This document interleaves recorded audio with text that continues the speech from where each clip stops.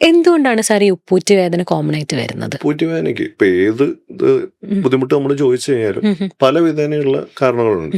ഉപ്പൂറ്റുവേദനയ്ക്ക് വളരെ കോമൺ ആയിട്ട് കണ്ടുവരാറുള്ളത് planter fasciitis, നമ്മുടെ ഭാഷയിൽ പ്ലാന്റർ ഫേഷ്യേറ്റിസ് എന്ന് പറയും.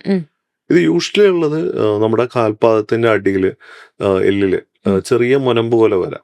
ആ മുനമ്പിന്റെ അടിയിൽ ഒരു പാടയുണ്ട്, പ്ലാന്റർ ഫേഷ്യ എന്ന് പറയാം. അതിൽ ഉണ്ടാവുന്ന നീർക്കെട്ട് കാരണമുള്ള വേദനയാണ് യൂഷ്വലി ഉപ്പൂറ്റുവേദനയ്ക്കുള്ള കാരണം. ഓക്കെ സാർ, അപ്പൊ ഈ ഉപ്പൂറ്റി വേദന വന്നു കഴിഞ്ഞാൽ നമുക്കത് മാറ്റാൻ എന്തെങ്കിലും പ്രതിവിധി? ഉപ്പൂറ്റുവേദനയ്ക്ക് നമുക്കിപ്പോ മരുന്ന് അതല്ലാതെ നമ്മൾ വീട്ടിൽ നിന്ന് ഇപ്പോൾ നമ്മൾ ശ്രദ്ധിക്കുക എപ്പോഴും പറയാറുള്ളത് എന്താന്ന് വെച്ച് കഴിഞ്ഞാല്, നമ്മള് യൂഷ്വലി എല്ലാവരും വീട്ടില് കംഫർട്ടിൽ നമ്മൾ ഒരിക്കലും ചെരുപ്പിടാറില്ല. പക്ഷെ ഈ ഉപ്പൂറ്റി വേദന വരുമ്പോൾ പ്രത്യേകിച്ച് നമ്മള് ചെരുപ്പ് ഇടണം, വീടിനകത്തും പുറത്തും. അതെ, വീടിനകത്തും പുറത്തും, അതേപോലെ ബാത്റൂം പോലും ആണെങ്കിൽ ചെരുപ്പിടണം എന്നേ പറയാറുള്ളൂ. കാരണം തണുപ്പുള്ള പ്രതലത്തില്, പണ്ടത്തെ പോലെ ഇപ്പൊ ടൈൽസിലൊക്കെ എപ്പോഴും തണുപ്പ് അടിയും. തണുപ്പ് കയറുന്നതനുസരിച്ച് നീര് നമ്മുടെ ഉപ്പൂറ്റിയിൽ കൂടുന്നതിലാണ് ഈ വേദന അധികമായിട്ട് വരും.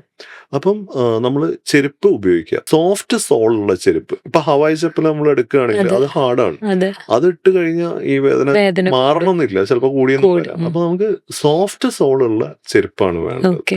അത് വീടിനകത്തും പുറത്തും ബാത്റൂമിൽ പോലും ഇടുകയാണെങ്കിൽ ഒരു പരിധി വരെ അത് അവിടെ നിന്നോളും.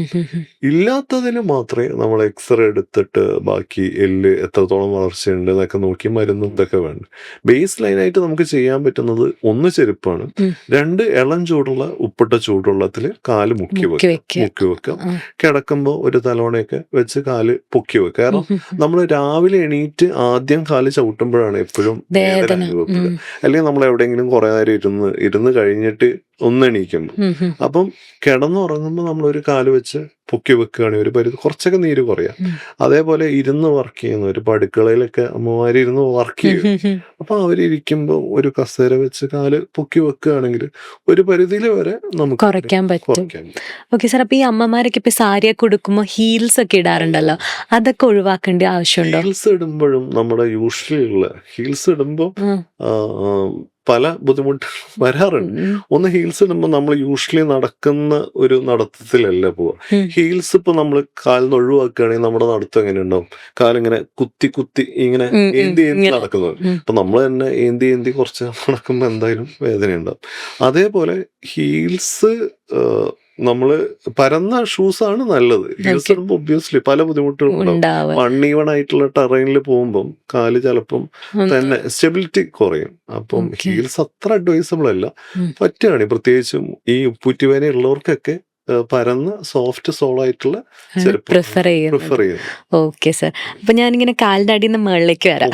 ഓക്കെ, അപ്പൊ നമ്മളിപ്പോ ഉപ്പൂറ്റിയുടെ കാര്യം പറഞ്ഞു. പിന്നെ ഇനി കണ്ടുവരുന്നതാണ് നമ്മുടെ മുട്ട്. മുട്ടെന്ന് പറഞ്ഞു കഴിഞ്ഞാൽ ഇപ്പം പ്രായമായവരിലാണെങ്കിലും അല്ലെങ്കിൽ കളിക്കുന്ന പിള്ളേരിലാണെങ്കിലും മുട്ട് റിലേറ്റഡ് ഇഞ്ചുറീസ് കുറെ വരാറുണ്ട്. പ്രത്യേകിച്ച് ഇപ്പം ടർഫ് ഇപ്പൊ നമ്മൾ കുറച്ച് നാൾ മേ ബി ഒരു 10 years മുമ്പ് എടുക്കുകയാണെങ്കിൽ ടർഫ് ഇല്ല. ആക്ച്വലി ഇപ്പൊ നമ്മൾ നിൽക്കുന്ന ലൊക്കേഷന്റെ ഒരു 5 kilometer ചുറ്റളവില് മിനിമം ഒരു 10 ടർഫ് എന്തായാലും ഉണ്ടാവും. ടർഫില് കളിക്കുമ്പോ, ഇപ്പൊ കളിക്കുന്ന കാര്യം പറഞ്ഞപ്പോ, നമ്മൾ പണ്ട് ഇപ്പൊ ഫുട്ബോൾ ആണെങ്കിൽ കളിച്ചിരുന്ന ഗ്രൗണ്ടിലാണ്. അപ്പം ടർഫില് നമ്മൾ ഫുട്ബോളിൽ വെച്ച് കളിക്കുന്ന ഗ്രൗണ്ടിലുള്ള സ്പൈക്ക് വെച്ചിട്ട് കളിക്കുന്ന തമ്മിൽ വ്യത്യാസമുണ്ട്. നമ്മൾ യൂസ് ചെയ്യുന്ന ഷൂസ്. അപ്പൊ നമ്മൾ എന്ത് ചെയ്യും, ഗ്രൗണ്ടിൽ കളിക്കുന്ന അതേ സ്പൈക്കുകൾ ഇത് വെച്ചിട്ടാണ് ടർഫ്. അതിൽ ഗ്രിപ്പ് കിട്ടില്ല, ഇഷ്ടംപോലെ. അപ്പൊ സാർ, ഈ മുട്ടില് കോമൺ ആയിട്ട് ഈ കളിക്കുന്ന കുട്ടികളിൽ കണ്ടുവരുന്ന ഇഞ്ചുറീസ് എങ്ങനെയൊക്കെയാ? മുട്ടില് ഇപ്പൊ നമ്മള് എല്ലാവർക്കും, ഇപ്പൊ ഏകദേശം എല്ലാവർക്കും അറിയാം, മുട്ടിന്റെ ഉള്ളിലെ വള്ളി എന്ന് പറയുന്നത് എസിലാണെന്നും ലിഗമെന്റ് ആണെന്നും. അതൊക്കെ ആണെങ്കിൽ നമ്മള് മുട്ടിന്റെ ഉള്ളിലത്തെ വള്ളി ഇപ്പൊ തിരിഞ്ഞു, എല്ലാവർക്കും അറിയാം. ഇപ്പൊ പേഷ്യന്റ് അടുത്ത് വന്നിട്ട് നമ്മൾ മുട്ടിന്റെ ഉള്ളിലത്തെ വള്ളി എന്നൊക്കെ കുറച്ച് കഴിഞ്ഞ് പോകുന്നു, സാർ ഉദ്ദേശിക്കുന്ന എസിലല്ലേ ഇങ്ങോട്ടാ ചോദിക്കുന്നത്. അപ്പൊ അതിന്റെ ആ ടൈം കഴിഞ്ഞെന്ന് തോന്നുന്നു. ഇപ്പോഴത്തെ പുതിയ ജനറേഷനുള്ളവർക്ക് ലിഗമെന്റ് അല്ലെങ്കിൽ മെനിസ്കസ് എന്ന് പറയുന്നതായിരിക്കും കുറച്ചുകൂടി അത്രയും കോമൺ ആയിട്ട് ഉള്ളതാകാം. അവര് ഇതൊക്കെ ഇപ്പൊ നമുക്കറിയാലോ, നമ്മളിപ്പോ ഫോൺ എടുത്ത് നോക്കിക്കഴിഞ്ഞാൽ എല്ലാം കാണും. അപ്പം ഈ പറഞ്ഞ പോലെ മുട്ടിന്റെ ഉള്ളിലത്തെ വള്ളി, പാട പറഞ്ഞ മെനിസ്കസ്, ഇത് രണ്ടുമാണ് നമ്മൾ കോമൺ ആയിട്ട് കണ്ടുവരുന്ന ഇഷ്യൂസ് അല്ലേ.